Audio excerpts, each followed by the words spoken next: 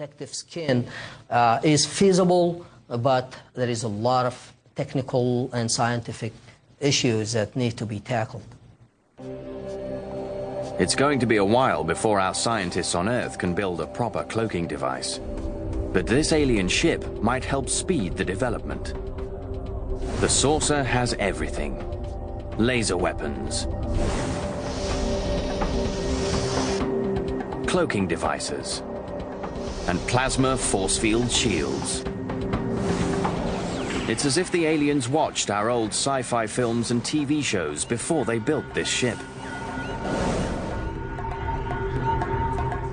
If that's what they did, if they took some of their best gadgetry from our human imaginations, there just might be the greatest spaceship option imaginable: a teletransporter.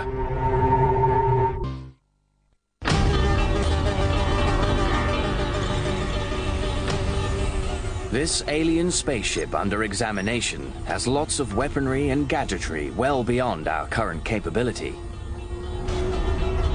but not beyond our dreams. Many of the options we found on this new model spaceship are ones that humans have already imagined in science and in science fiction.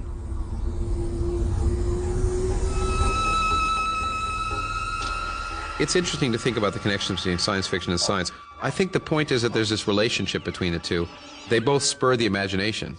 And not often, but sometimes you actually come up with the same solution in science fiction and science. But it's really provoking the imagination that is what caused me to be a scientist.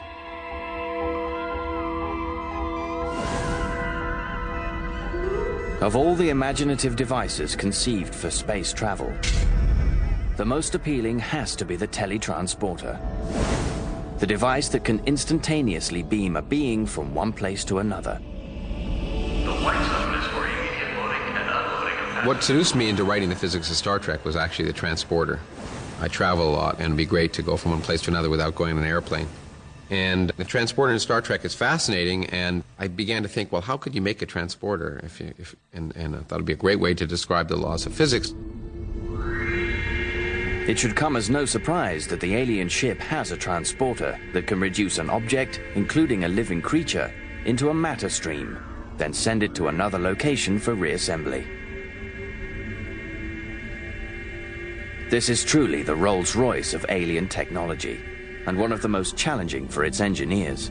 You'd have to take a human being, and you'd have to kind of disassemble that human being and write down the position of every single atom in the body.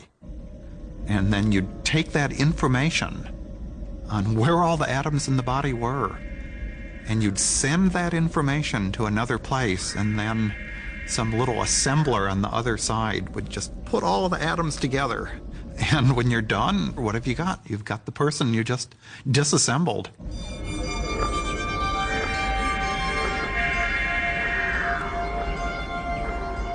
But what if things go wrong? That would be kind of scary to get in a transporter and know that, well, the first thing that happens is they're going to rip you apart into atoms. Would you still be the same person once you put yourself together from raw materials?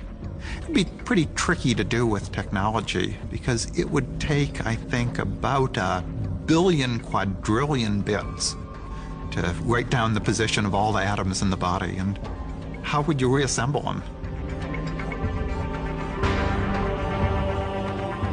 If we stored it all on computer disks, they'd stack from here to 1/3 of the distance to the center of the Milky Way. The aliens have installed a super compact supercomputer that can handle all that data. You'd need some sort of nanotechnology that could put all the atoms in the right place and get everybody started up again. Still, I'm ready.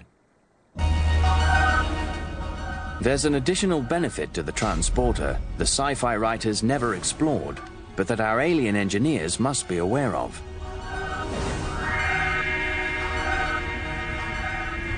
If you can reduce something to a pile of atoms and reassemble them elsewhere, then you must be able to take any pile of atoms and assemble them in the same way.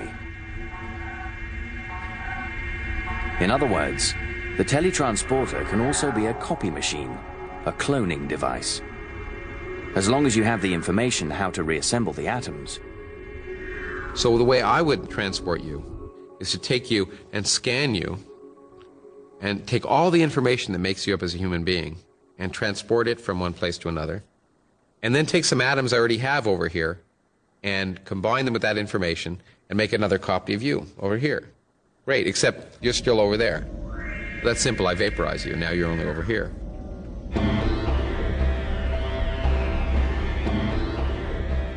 So the transporter is not just a good defensive weapon, cleanly beaming aliens out of dangerous situations. It's also an offensive weapon, capable of making multiple copies of their best alien warriors.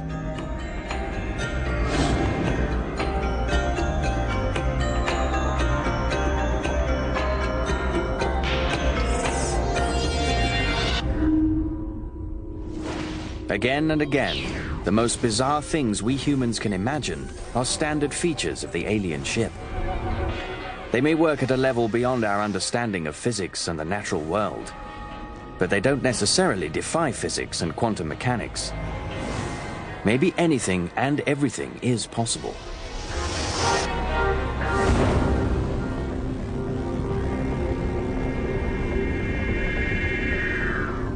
I always like to keep in mind the one proverb that you sort of go by, and that is, you should always keep an open mind, but not so open that your brains fall out. By understanding the ship, our engineers can tell us how it works. But this doesn't solve the big mystery. Where did it come from?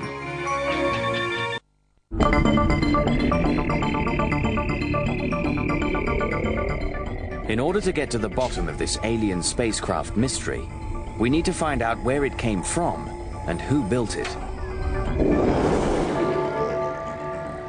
Maybe we can spy on these alien creatures from a distance and find out their intentions. But how do we do that? In a sense, we're already trying. The human race has cocked an ear towards space for the past half-century. If aliens are speaking, the SETI Institute is listening. SETI is the search for extraterrestrial intelligence, and really what it is an experiment to try and find out if there's anybody out there that's as clever as we are, or more clever, not by going there or waiting for them to come here, but simply by trying to eavesdrop on signals they might be sending our way. Radio signals, light signals, flashing pulsar lights, things like that. So what leads scientists to believe there could be life out there? I think that if you were to ask the next 5 astronomers you meet, hey, do you think that there's life out there? I think most of them would say, yeah, it's pretty likely, because we now know there are lots of worlds out there. Maybe some of them are like the Earth, but many of them could support life, at least in principle. We also know that life is pretty tough. We found some life on Earth that's living in environments that you and I probably wouldn't want to live in, but that are very accommodating to small forms of life. And, you know, the third thing is that the entire universe is built out of the same stuff. It's the same chemistry, the same physics everywhere. So unless there's been some sort of miracle here on Earth, it just seems reasonable to expect that there is a lot of life out there.